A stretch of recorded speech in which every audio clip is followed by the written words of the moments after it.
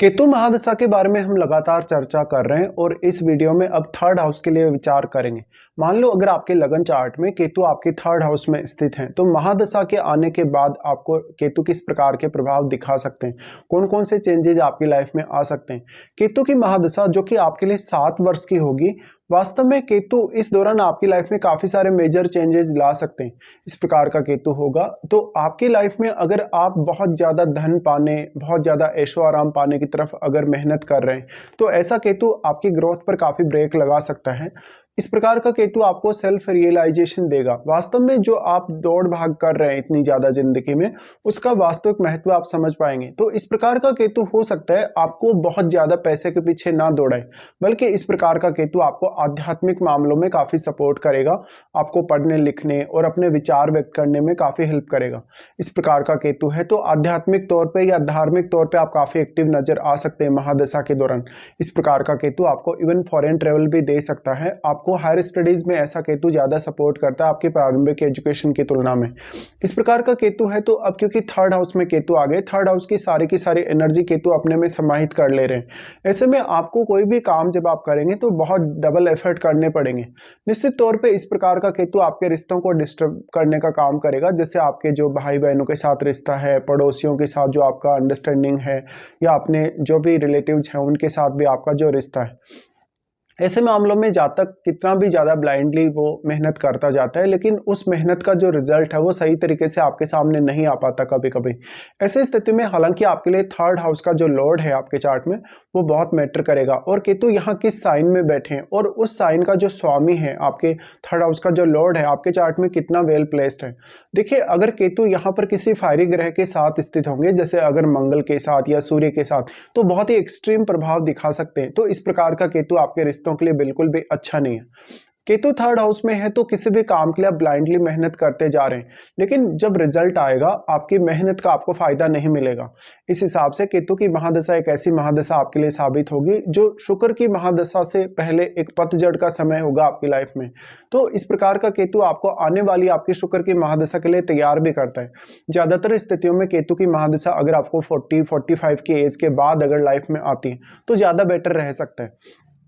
केतु अगर यहाँ पर आपके चार्ट में मान लो अगर धनु राशि में स्थित हो, अगर मीन राशि में स्थित हो, कर्क राशि में स्थित हो या वृश्चिक राशि में स्थित हो, तो ज्यादा बेटर प्रभाव दिखाएगा।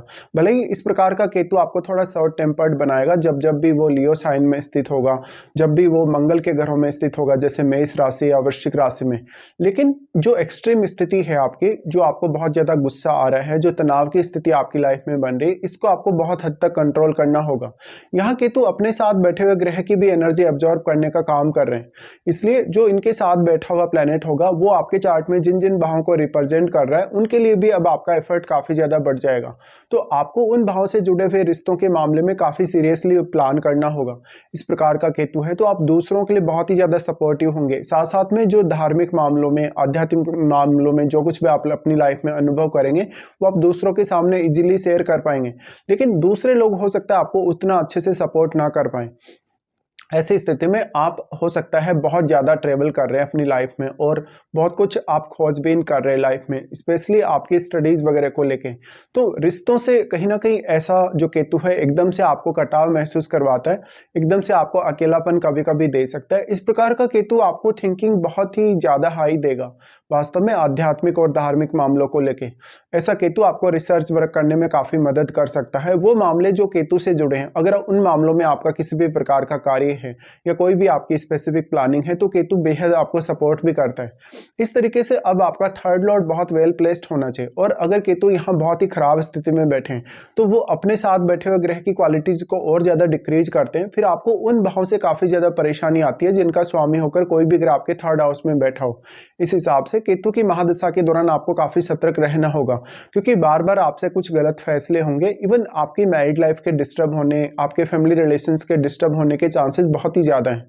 इस हिसाब से अगर देखा जाए तो केतु की महादशा में जो जो भी आप किसी भी पर्टिकुलर काम के लिए एफर्ट करेंगे, अपना मेहनत लगाएंगे किसी भी काम के लिए, वो आपकी मेहनत ज्यादातर स्थितियों में व्यर्थ जा सकती है, जिससे आप और भी ज्यादा फ्रस्ट्रेशन महसूस कर सकते हैं। अब यहाँ पे जो केतु के साथ प्लैनेट बैठा है वो किस प्रकार का प्लैनेट है, वो किस प्रकार का कारकत्व लिए हुए। ये आपको देखना होगा। वास्तव में केतु यहाँ थर्ड हाउस में स्थित होने से आपका जो कम्युनिकेशन है, आपका जो थर्ड हाउस से रिलेटेड जो आपकी एबिलिटीज़ हैं, उनका प्रभाव आपको कभी-कभी उतना अधिक अपनी लाइफ में देखने को नहीं मिलता। इसके साथ-साथ कोई भी प्लैनेट जो यहाँ केतु के साथ संबंध रखता है, स्पेशली कंजंक्शन के द्वारा, तो वो प्लैनेट विशेष की जो क्वालिटीज़ हैं, उनको पाने के लिए, उनको इम्प्रूव करने के लिए आपको काफ़ी मेहनत करनी पड़ेगी। एक प्रकार से केतु आने वाली शुक्र की दशा के लिए आपको बहुत ज़्यादा तड़पाता है और एकदम से आपको सुखाकर तैयार करता है। तो जब आपकी शुक्र की महादशा आएगी तो वास्तव में आप एक बहुत ही अच्छी लाइफ जी पाएंगे। हालांकि उसमें शुक्र की प्लेसमेंट और बाकी ग्रहों का जो शुक्र पर प्रभाव है वो आपके जीवन में उतना ही ज्यादा मैटर भी करेगा। लेकिन अगर आपको इस प्रकार के केतु की महादशा लगभग 40-45 की एज के बाद में आती है तो केतु काफी ज्यादा आपको स्पिरिचुअल बना सकता है। जो भी स्पिरिचुअलिटी के दौरान आप कोई भी प्रकार का नॉलेज ग्रहण करेंगे, कोई भी प्रकार का लाइफ में अनुभव करेंगे, तो वो आप अपनी कम्युनिकेशन एबिलिटी के माध्यम से दूसरों के सामने भी शेयर कर पाएंगे। ऐसे में एक बहुत ही आप पढ़े लिखे व्यक्ति हो सकते हैं, एक आध्यात्मिक पुरुष आप हो सकते हैं। तो हो सकता है कि आप अपने परिवार के साथ नहीं रह पा रहे, बार बार आपको इधर उधर का कुछ ट्रेवल वगैरह करना पड़ेगा, या तो इवन फिर आपको फॉरेन में भी जाना पड़ सकता है कभी कभी। देखिए थर्ड हाउस का केतु है तो वास्तव में आपका जो सेल्फ एफर्ट है, अगर आप लंबी दूरी की यात्रा करते हैं, विदेश सेटलमेंट के लिए अगर देखते हैं, अपनी हायर स्टडीज पे ज़्यादा से ज़्यादा फोकस करते हैं, तो इस मामले में केतु का प्रभाव आपको हमेशा अच्छा देखने को मिलेगा।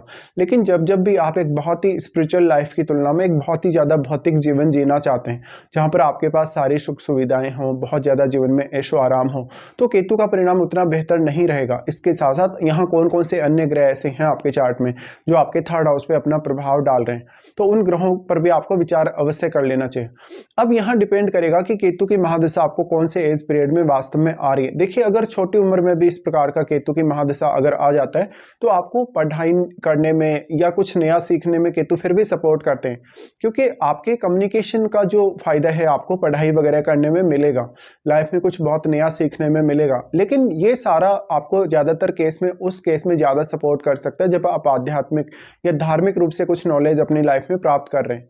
इस प्रकार का केतु वास्तव में आपको यह भी रियलाइज करवाएगा कि लाइफ में आपको किस प्रकार से एफर्ट करना चाहिए और किसी भी पर्टिकुलर कार्य के लिए कितना ज्यादा एफर्ट करने की आपको आवश्यकता है। अगर मान लो आपका थर्ड लॉर्ड मजबूत स्थिति में नहीं है तो ज्यादातर स्थितियों में ऐसा होगा कि आपके केतु की महादशा के दौरान आपके ज्यादातर रिश्ते बिगड़ेंगे। इस प्रकार का केतु आपकी रिस्क टेकिंग एबिलिटी को बहुत ज्यादा कम कर देता है, जिससे व्यक्ति काफी घबराता है। कॉन्फिडेंस की कमी भी उसमें देखने को मिलती है कभी कभी केतु की दशा के दौरान। डिपेंड करता है। अब सबसे ज्यादा इंपॉर्टेंट यही होगा कि केतु कौन से साइन में यहाँ बैठे। देखिए फायरी साइन में वैसे हम केतु को काफी अच्छा मानते हैं, लेकिन वहां पर फिर केतु रिश्तों के लिए उतना अच्छा साबित होता नहीं है। केतु की महादशा के दौरान आपने जो जो भी अगर पैसा अर्न किया, आपने कोई अगर मैरिज की या अपनी लाइफ में कोई नया रिलेशनशिप स्थापित किया, आपने किसी से कोई फ्रेंडशिप वगैरह की या कोई पार्टनरशिप वगैरह की, ऐसे केस में बाद में वो पार्टनरशिप आपके लिए उतना अच्छे से वर्क नहीं करती लास्ट में जाके। ऐसी स्थितियों में केतु की महादशा अगर या तो आपको छोटी उम्र में आ जाए, लगभग आपकी 20 की एज से पहले पहले अगर ये दशा आपको पूरी कंप्लीट हो जाए, या तो फिर ऐसी दशा आपको 45 या इवन 50 की एज के बाद में आती हो, तो ये आपकी लाइफ में बहुत ज्यादा डिस्टरबेंस नहीं डालती और थोड़ा ज्यादा बेहतर स्थिति रह सकती है। लेकिन मान लो अगर आपको 25 की एज के बाद कभी भी 40 या 45 की एज से पहले पहले तक अगर केतु की महादशा आती है तो आपका बहुत ज्यादा समय ये कहीं ना कहीं व्यर्थ कर सकती है, और ऐसे में फिर आपका आध्यात्मिक रुझान जो है आपके भौतिकवादी जीवन पर काफी ज्यादा हावी रह सकता है। बाकी डिपेंड करेगा कि आपके चार्ट में अब केतु की वास्तु की स्थिति कैसी है, तो इस हिसाब से आपको केतु की महादशा को प्लान करना होगा।